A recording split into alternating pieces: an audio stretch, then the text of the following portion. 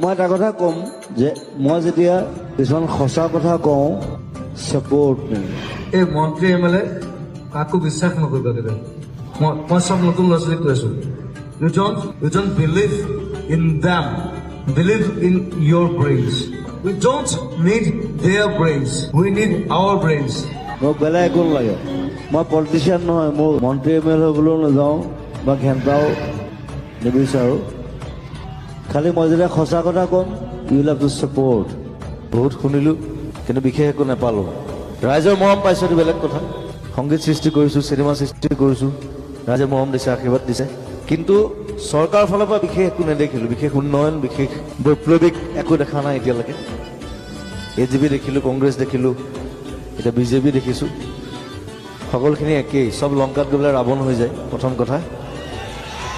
গতিকে সেইটো বস্তু বাৰে বাৰে নহ'ব বাৰে বাৰে